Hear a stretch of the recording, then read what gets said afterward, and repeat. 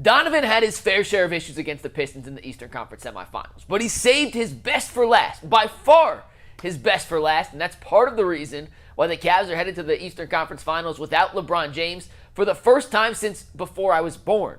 It's also Donovan's first ever career trip to a conference final, so let's look at the tape and see what Donovan did differently last night that allowed him to unlock the full potential of this Cavaliers offense. And it wasn't just Donovan, we'll talk about the others as well, but let's start with the Cavs' superstar guard.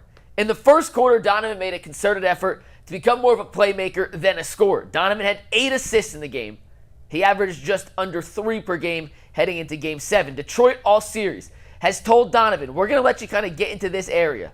Obviously, that's Evan Mobley. Donovan's out here, but they want Donovan to get into that middle ground area and have to shoot over the outstretched arms of their big, and with Asar Thompson on his hip, those floaters are come and go. We saw it in Game 4. He had that incredible second half, but in Game 6 and in other parts of the series, the floater went away, and when the floater went away and he's not making threes, his scoring goes way down. So Donovan said, okay, I know how you want to play me. I'm going to have to adjust now. So on this particular play, you're going to see this on a couple.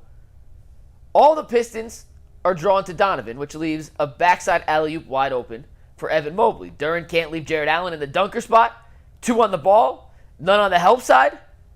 Donovan just has to make the plays. Kenny Atkinson said, take the singles. This is a single for Donovan Mitchell, and it leads to the easiest 2 points of the night for Evan Mobley. Donovan in his bag and other points as well as a playmaker. On this particular instance, when he gets past the initial line of defense in Dennis Jenkins, he's going to put Jalen Duren, who you got to watch right here, in a decision-making process. Do I help and step up on Donovan, or do I stay back and stay on the dunker and take away the pass to Jared Allen? Well, throughout the course of this series, Donovan Mitchell has been much more of a scorer than a passer. That's what he's best at, even though if the efficiency hasn't been there in this series. Last night, though, he said, okay, if you step up, I'm dumping down, and once again, Jared Allen, 2 points the easy way over Jalen Duren. On another occasion, drives the paint. This is Paul Reed defensively. Paul Reed says, okay, if you're going to get past Asar Thompson, easier said than done. I have to be the one to step up and help because I can't give you a direct line drive to the basket. When Paul Reed steps up to help, that's going to leave Evan Mobley wide open on a little slip cup here for another easy dunk. Donovan, the playmaker, especially if he's not hitting shots, unlocks the full potential of this Cavaliers offense. And one more same situation. He goes up with the shot. Duren has to react, and he dumps it down to Jared Allen for the easy dunk. 8 assists in this game. Watch as he goes up with the pass, or the shot attempt. Duren here has to react. It's slight. It's not a full pump fake, but it's just enough to get Duren to jump. As soon as Duren jumps, it's a dump off, and that's 2 points. When Mitchell, the playmaker, is working, it unlocks his scoring as well. It helps when you see threes fall. This is a classic Donovan Mitchell play. Off a handoff from Evan Mobley. You can see Isaiah Stewart is going to come in a drop coverage. He's going to drop back to deny any chance of a slip here from Evan Mobley. That means Caris LeVert's going to have to go over the screen. Mobley does a good job holding it just long enough to make a little contact. Donovan steps in. This is early in the first quarter. You see your first one go in. Good things happens here. In the second quarter, this is my favorite Donovan bucket of the entire night. The Pistons are going to try to not trap him necessarily, but they're going to make him work for the entirety of the half-court set. You have Paul Reed. You have Cade Cunningham. You have Evan Mobley setting a screen. But it's all happening in this little top of the corner here with the half-court line as a, I guess, backline trap, if you want to call it, for the Pistons. Donovan's going to cross over, a little in-and-out dribble, get Paul Reed on his hip, and finish with his inside hand using his body as a shield against Paul Reed. What's special about this play is, A, he starts going left and crossing over to get Cade to have to take a worse angle to get around the screen from Evan Mobley. Then watch a little in-and-out dribble on Paul Reed. Watch how Paul Reed's feet react to the in-and-out dribble from Donovan Mitchell. So as he goes in and out here, he's going to get just enough space to get to the inside. You can see Detroit has this whole space wide open. The weak side help can't come because that's Sam Merrill in the corner. You're not going to leave him, especially with the night he was having. And then Donovan, the smaller offensive player, is going to use his body as well as anyone to shield Paul Reed, use his inside hand. That little in-and-out's filthy. You can see inside, using his inside hand, using the rim as an extra protection from the shot blocker. It's a thing of beauty from Donovan Mitchell. And once Donovan's making shots like that, then he's in his bag. Same situation here. Little different, though. Detroit's going to try and make him pick up the ball in this area. Instead, though, Donovan's going to use the screen. Jared Allen's going to lay a nice pick here on Dennis Jenkins. He's going to get to the middle, get a head of steam downhill on Jalen Duren. You reach, I teach. Duren tries to stay in front. Swipe. No, thank you, my friend. Donovan gets to the bucket, and that's how he ends the night with 26 points. Donovan in his bag in Game 7, his best game of the entire series, maybe of the entire playoffs in totality, and that's a big reason the Cavs were able to win Game 7 on the road. Let's talk about Evan Mobley for a second. I don't think there's a play over the course of the 7-game series that indicates the growth of Evan Mobley more than this particular play right here. First off, it starts with him in the corner, James Harden with the drive. Asar Thompson is guarding Evan Mobley. Because of Evan's ability to make the jump shot this series, Asar can't completely leave him and come in and muck up this drive by James Harden. He can't. He's made too many threes, Evan has, so you have to respect him enough.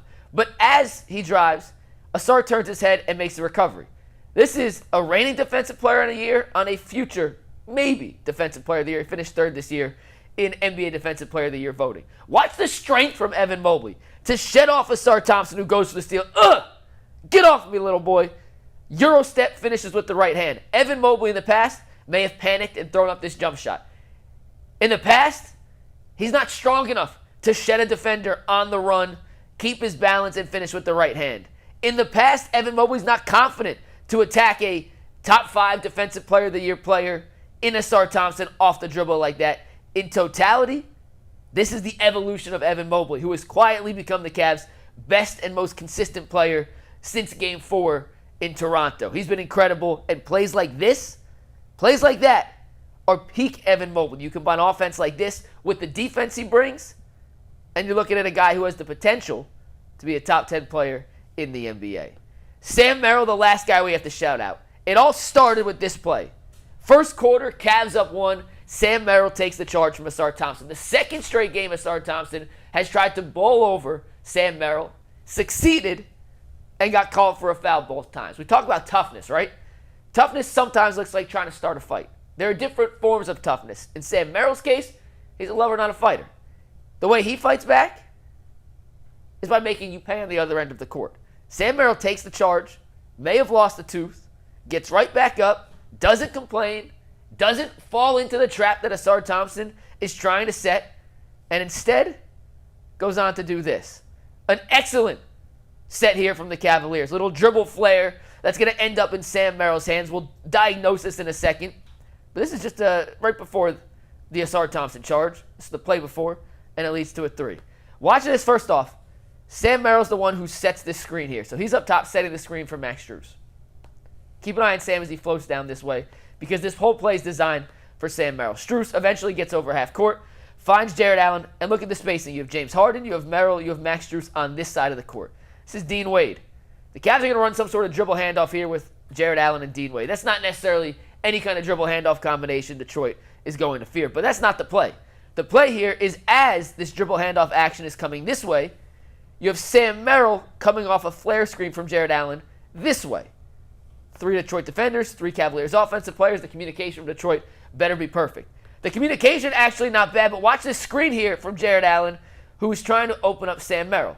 Merrill sees that Karis LeVert's chasing him, so correctly Sam goes to the corner to create more space, and because of the screen Jared Allen sets, look at the contact, he's wide open. By the time LeVert recovers, he can't get a good closeout. Merrill pump fakes and drills one of his 5 threes on the game.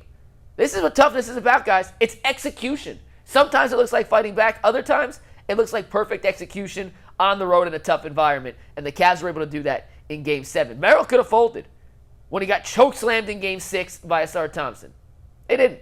He could have folded after taking the charge early in Game 7. He didn't. Instead, he came back, played the best game he's played all playoffs, and that is part of the reason why the Cavs have advanced to the Eastern Conference Finals.